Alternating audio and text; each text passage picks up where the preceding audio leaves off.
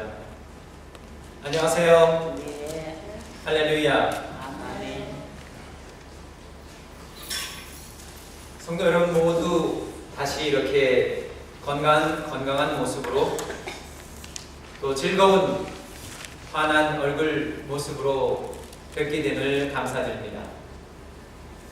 여러분들을 위해서 늘 기도해 주시는 또한 성령님께서 또 예수님께서 하나님 아버지께서 우리가 늘 하나 되도록 기도해 주심을 정말로 감사드립니다. 오늘은 저희가 예수 그리스도의 겸손에 관해서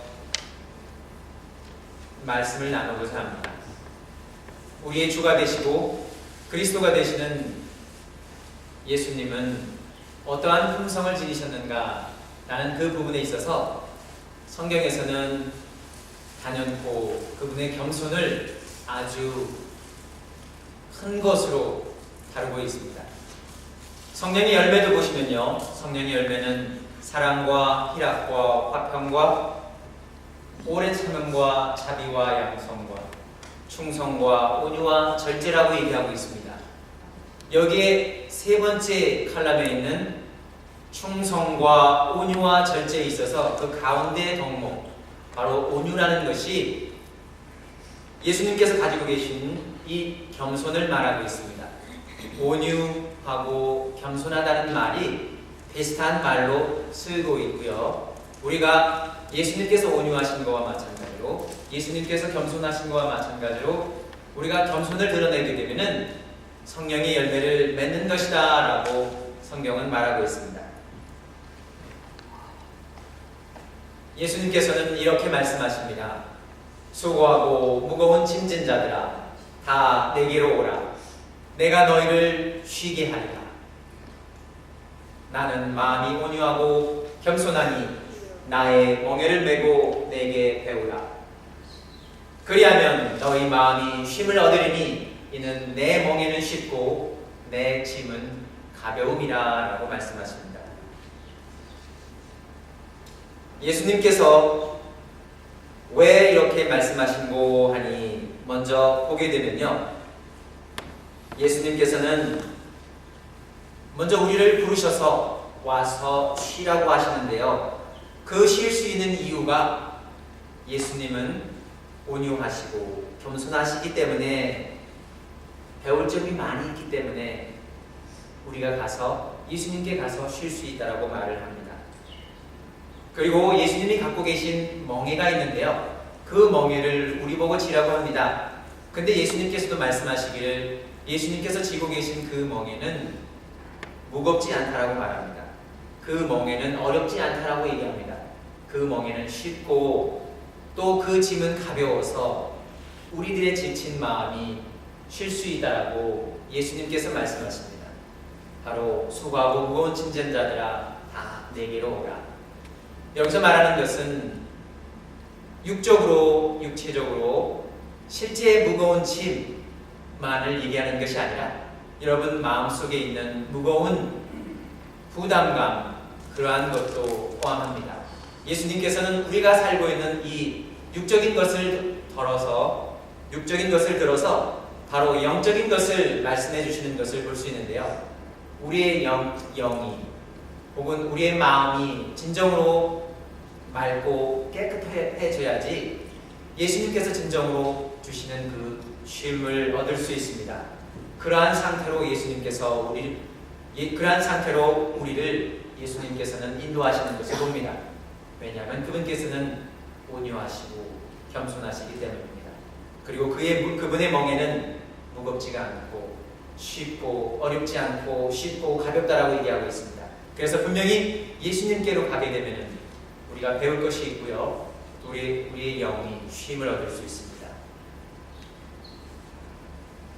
그림을 한번 살펴보겠습니다.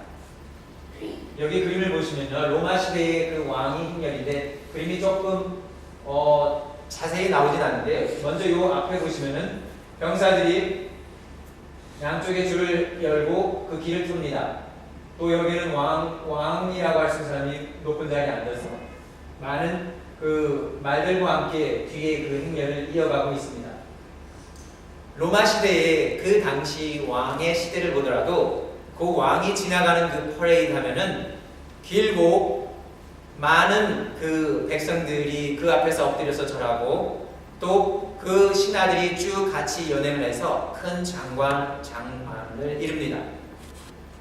이것이 당대에 바로 왕들이 그 보여주던 모습인데요. 이 모습을 한번 보십시오. 이 모습은 무엇입니까?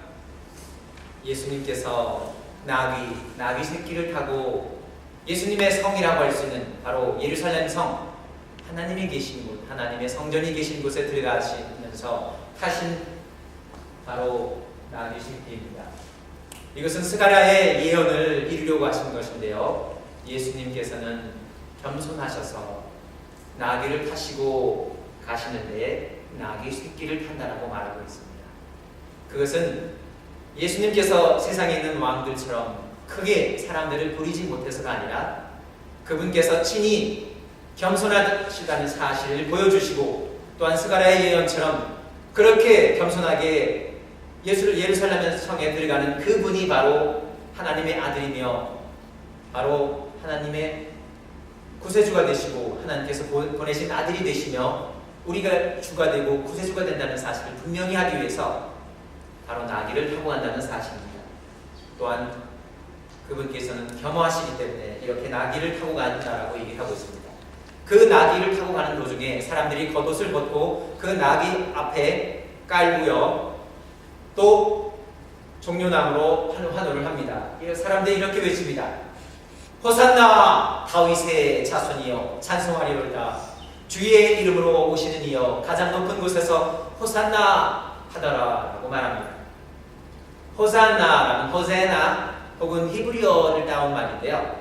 호산나라는 그 뜻 어원은 바로 구원하시오라는 뜻입니다. Save, Savior 혹은 Save, Rescue, Savior라는 뜻인데요. 주여, 구원자시오, 구원하시오라는 뜻이고요.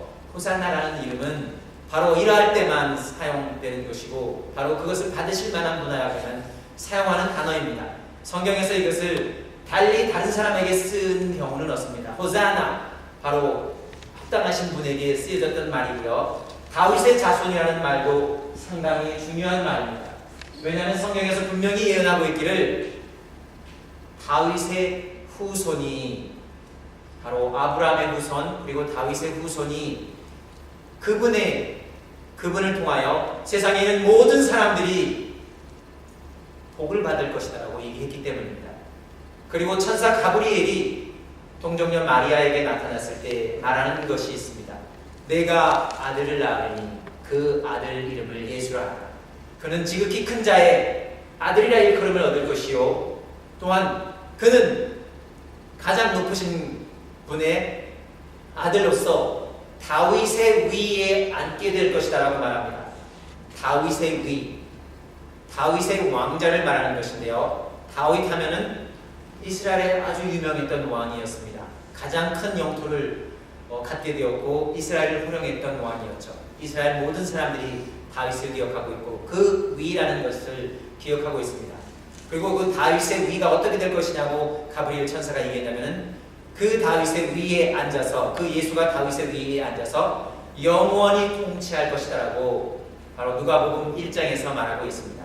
그 다윗의 위에 오시는 분이 바로 이분 겸손하신 예수라고 말씀하고 있고요.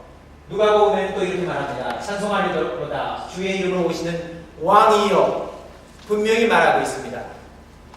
나귀를 타고 오시는 그분은 바로 왕이시라는 사실입니다. 한번 생각해 봅시다.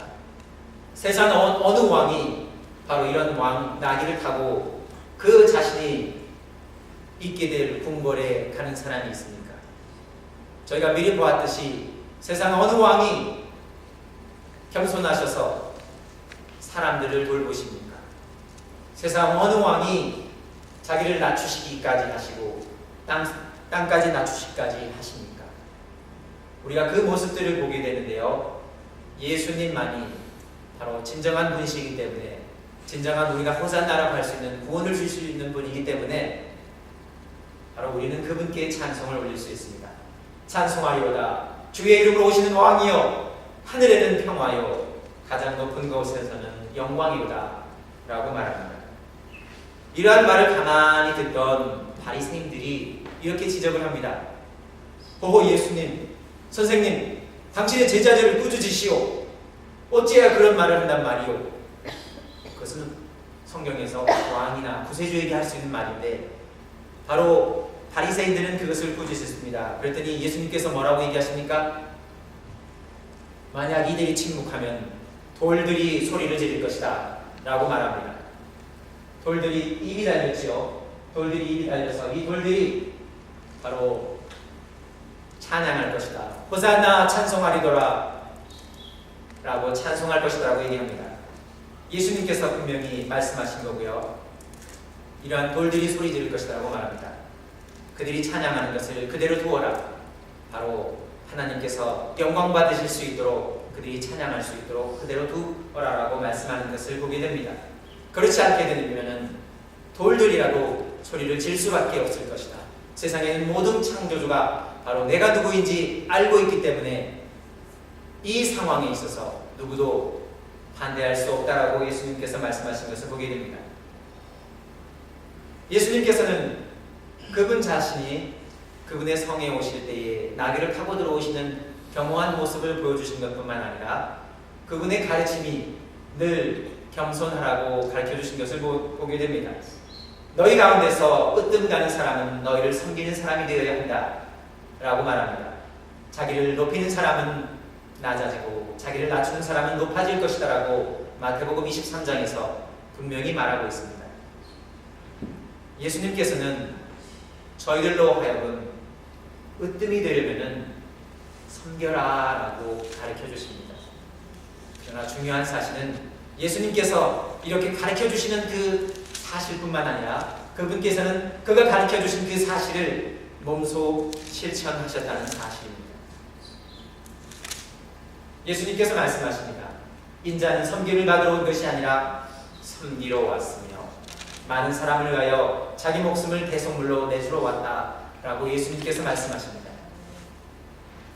예수는 그 자신이 분명히 그 자신이 세상에 섬김을 받으러 온 것이 아니라고 분명히 말씀하십니다.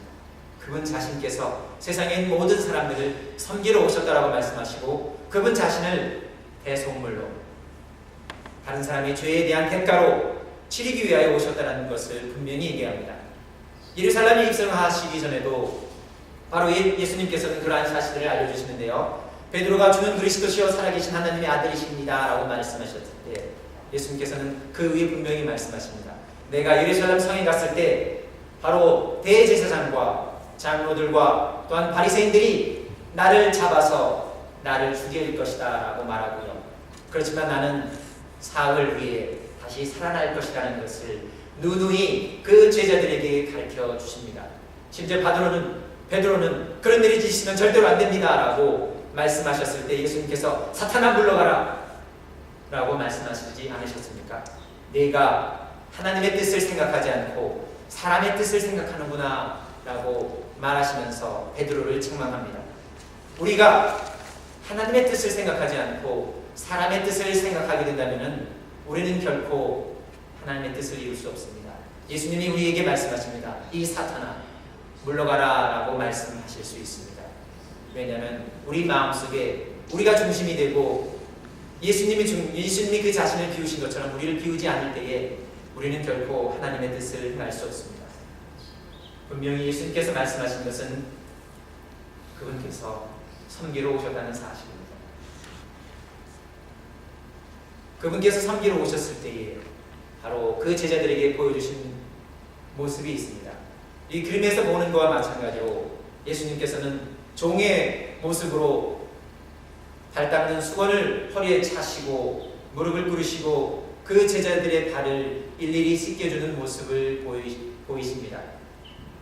세상에 어느 왕이 그 신하의 발을 씻겨주는 사람이 있습니까? 세상에 어느 왕이 그 자신의 신복에 가장 미천한 것까지도 생각하며 돌본다고 합니까? 이 세상에 그런 왕은 없습니다. 그러나 하나님께서 보내주신 그분의 아들이신 예수 그리스도께서는 그러한 낮은 모습으로 무릎을 꿇으시고 바로 그 제자들을 섬기는 모습을 보여주십니다. 예수님께서 말씀하시죠. 너희들도 이와 같이 하라. 너희들도 이와 같이 하여 하나님께서 여러분에게 나타낸 뜻을 온전히 이루라 라고 말합니다. 서로의 발을 씻겨주는 것, 그것은 무슨 의미인고 하니 예수님께서 이렇게 무릎을 꿇고 발을 씻겨주는 것은 그 당시의 시대를 돌아가 보면은 다른 사람의 발을 씻겨준다는 것은 아무나 하는 것이 아니고요, 주인이 또 하지도 않습니다. 그 당시의 상황을 보면은 그 집에 들어갈 때에 그 물이 있어서 그 물로 자기가 씻다든지 좀 잘 사는 집안 같은 경우는 종이 있어서 종이 그 발을 씻겨주는 역할을 합니다. 이 발을 씻겨주는 것은 바로 종의 역할을 한다는 것이고요. 예수님께서 보여주신 것은 그 자신이 내가 너희들의 종이다, 종의 모습으로 왔다라고 분명히 말씀하시는 것입니다. 그것이 바로 섬기는 자의 모습이라고 예수님께서 말씀하십니다. 그것이 바로 으뜸이 되는 자의 모습이라고 예수님께서 몸소 보여주셨고요. 그 자신이 종이 되신 것입니다. 베드로는 뭐라고 얘기합니까? 이 상황에서 아니 어떻게 예수님께서 제 발을 씻어줍니까? 씻을 수 없습니다! 라고 절대 극구 부인했습니다. 근데 예수님께서 뭐라고 하십니까? 내가 너의 발을 씻어주지 않게 되면은 너는 나와 상관이 없는 자다라고 말씀하십니다. 그러더니 베드로는 이제는 전혀 반대로 그렇습니까? 그러면 제 발만 씻겨주는 게 아니라 제 손도 씻겨주시고 제 머리도 감겨주십시오 라고 얘기를 합니다. 참 베드로다운 발상이지요. 베드로다운 그 반응입니다. 씻어주지 마십시오 라고 하더니 갑자기 다 씻어주십시오 라고 극과 극을 달리는 그런 반응을 베드로가 보여주죠. 그러면서 발을 씻겨주시는 그런 모습을 보여주시고 제자들은 또한 예수님께서 그 발 씻겨주는 것을 그대로 배움으로써 예수님이 하신 말씀, 너희들도 서로 발을 씻겨주라. 다시 말씀드리면 너희들도 서로의 종의 모습이 되라. 너희들도 서로 섬기는 모습으로 살아라 라고 말씀하신 가르침을 되새깁니다. 예수님께서는 그러한 모습을 보여주신 것뿐만이 아니라 여러분께서 로비에 딱 들어오시면 바로 왼쪽에 바로 보이시는 예수님께서 겟세마니 동산에서 무릎을 꿇으셔서 기도하시는 모습을 볼 것입니다. 예수님께서 어떻게 기도하셨냐면요, 하늘에 계신 아버지 하나님, 이 잔을 가능하면 저에게서 물리쳐 주십시오. 제가 이 잔을 마시지 않도록 해주십시오 라고, 그것도 한 번만 기도하신 것이 아니라 3번이나 기도하십니다. 예수님께서는 그 당시에 닥치시는 그 고난과 순환이 너무나 크다라는 사실을 깨달으시고 그것을 마시고자 혹은 마시기를 원하지 않으셨습니다. 그러나 그 기도의 마지막에는 이렇게 말씀하십니다. 그러나 아버지의 뜻대로 이루어지기를 원합니다. 아버지 하나님, 저의 뜻이 아니라 아버지의 뜻대로 이루어지기를 원합니다. 아버지 하나님, 저의 뜻이 아니라 아버지의 뜻대로 이루어지기를 원합니다 라고 말씀하십니다.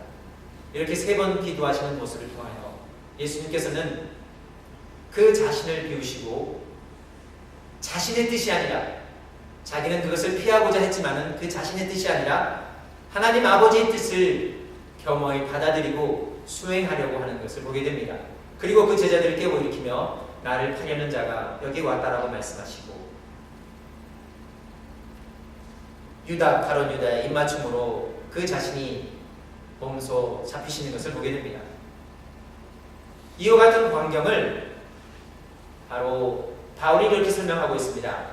예수님은 자신을 비우고 종의 형체를 가져 사람과 같이 되셨다라고 말합니다. 세상을 모두 지으신 분이 바로 하나님이십니다. 아버지와 아들과 성령님이십니다.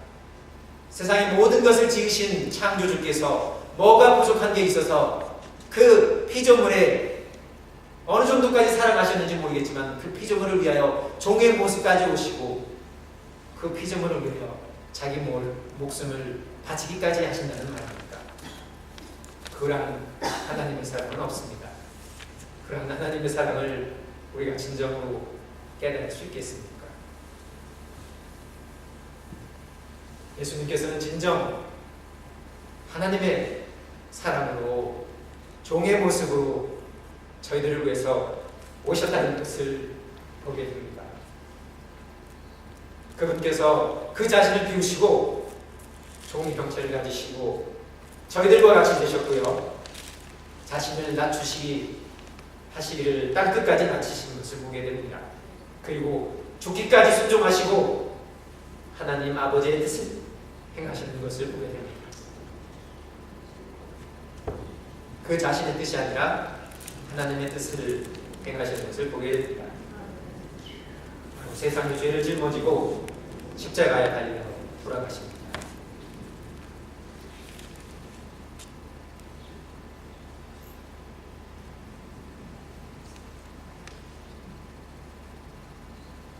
이 가운데에 달리신 예수님의 십자가의 그 거룩한 죽음을, 그 거룩한 사랑을 우리가 온전히 깨달을 수 있습니까?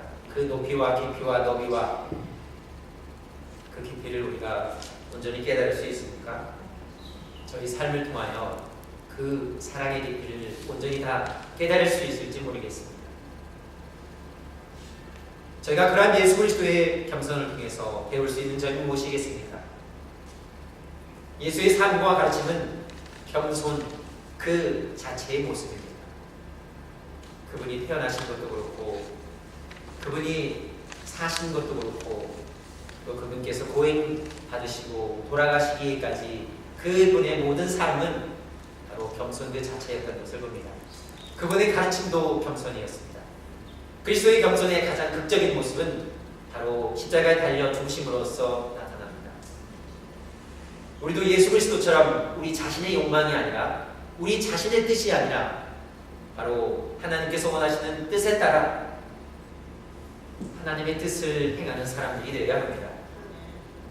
다른 사람을 사랑하고 섬기며 종의 모습으로 순종하시기를 죽기까지 하시고 그렇게 하셨기 때문에 하나님 아버지께서 그를 지극히 높여 세상에 있는 모든 무릎이 그 앞에 꿇도록 하셨습니다. 그래서 세상에 있는 모든 사람의 입이 그를 주라 하고 그리스도라 하고 시인하도록 하셨습니다. 그렇게 하셨기 때문에 예수님께서는 지극히 땅끝까지 낮아지셨기 때문에 하나님께서 그분을 하늘 높이 가장 높은 곳으로 들어 올리신 것을 보게 됩니다. 저희들도 마찬가지로 우리 주님의 모습을 따라 겸허해진 삶을 살아갈 수 있습니다. 상황을 살짝 바꿔서요. 겸손의 반대말이 뭐겠습니까? 성경에서는 겸손의 반대말은 교만이라고 할 수 있습니다. 교만에 관해서 말하고 있는 것을 보면요. 교만은 패망의 성공이요 거만한 마음은 넘어짐의 앞잡이니라고 말하고 있습니다. 표준 세번역에서는 교만에는 멸망이 따르고 거만에는 파멸이 따른다라고 분명히 말합니다. 잠언 16장 18절의 말씀을 인용한 것이지요. 겸손과 교만, 하나님께서는 어떤 것을 좋아하실까요? 잠언 6장 16절에서 19절을 보시면 하나님께서 좋아하시는 것과 싫어하는 것이 있다라고 말합니다. 하나님께서 싫어하는 예닐국가 중에 무엇이 있냐면 주님께서 미워하시는 것, 주님께서 싫어하시는 것이 예닐국가지이다. 교만한 눈과 거짓말하는 혀와 무지한 사람을 피 흘리게 하는 손과 악한 계교를 꾸미는 마음과 악한 일을 저지르려고 치닫는 발과 거짓으로 증거하는 사람과 친구 사이를 이간하는 사람이다라고 분명히 말하고 있습니다. 겸손의 가장 반대가 되는 말이 교만이라고 말하는 것을 보게 됩니다. 그것도 가장 싫어하는 것이 바로 그 첫 번째 교만을 하나님께서 언급하시고 계신 것을 보게 됩니다. 우리가 하나님께서 싫어하시는 교만의 모습을 버리고 예수님께서 그의 삶과 또한 가르침으로 보여주신 겸손을 우리가 닮아야 할 때가 아닌가 생각합니다. 바울은 이렇게 얘기합니다. 내게 주신 은혜로 말미암아 너희 중 각 사람에게 말하노니 마땅히 생각할 그 이상의 생각을 품지 말라라고 말하고 있습니다. 우리가 생각할 그 이상의 생각을 품지 않는 것, 그만한 마음을 품지 않는 것이 우리 그리스도인이 할 모습이라고 생각하고 있고요. 또 하나님께서 각 사람에게 나눠주신 믿음의 분량대로 지혜롭게 하라고 말하고 있습니다. 조금 너무 추워져서 지금 살짝 에어컨디션을 살짝 껐습니다. 그리고 서로 마음을 같이하여 높은 데 마음을 두지 말고 도리어 낮은 데 처하며 스스로 지혜 있는 체 하지 말라라고 말합니다. 이렇게 교만한 마음을 갖지 말라라고 분명히 성경에서는 말하고 있습니다. 우리가 높은 데 마음을 두는 것이 아니라 낮은 데 마음을 두는 것이라고 말하고 있고요. 예수님께서는 높은 데 계셨지만은 낮은 모습으로, 낮은 마음으로 우리들을 위해서 자기를 드리시는 것을 보게 됩니다. 또한 빌립보서에서 바울은 이렇게 얘기합니다. 아무 일에든지 다툼이나 허영으로 하지 말고 오직 겸손한 마음으로 각각 자기보다 남을 낮게 여기고 나 자신보다 다른 형제자매들을 더 낮게 여기는 것이 바로 그리스도인의 가장 기본된 품성이라고 얘기를 합니다. 나는 낮아지고 다른 사람을 높이는 것이 바로 그리스도의 모습을 담는 모습이라고 얘기합니다. 그래서 자기 일만 돌아보는 것이 아니라 또한 다른 사람의 일도 돌아보라고 얘기합니다. 그렇게 되면 하나님 아버지의 기쁨을 충만케 할 수 있습니다. 마지막 슬라이드입니다. 하나님의 능하신 손 아래서 겸손하라라고 말하고 있습니다. 때가 되면 너희를 높이시리라 라고 분명히 말씀하십니다. 예수님이 그 삶과 그 가르침에서 보여주신 겸손의 모습을 우리들도 닮아야 하겠습니다. 그렇게 될 때에 하나님께서는 때가 되어 우리들을 높이실 것입니다. 기도하심으로 마치시겠습니다. 하늘 예수님 아버지 하나님, 오늘 이 자리에서 예수 그리스도께서 이 땅에 지극히 낮은 자리까지 오셔서 저희들을 위하여 대신 죽으시기까지 저희를 사랑해 주심을 감사드립니다. 저희 죄를 위하여 예수께서 돌아가셨으니 이제는 우리가 그분을 믿는 믿음으로 강건히 그분의 가르침을 따라 그분의 품성을 따라 살아갈 수 있도록 인도하시옵소서. 예수께서 제자들이 발을 씻어주시며 서로 발을 씻으라라고 종의 모습으로 서로 섬기라는 말씀으로 가르쳐 주신 것을 따르며 저희가 서로 섬기며 사랑할 수 있도록 인도하여 주시옵소서. 우리 주 예수 그리스도의 이름으로 기도드립니다. 아멘.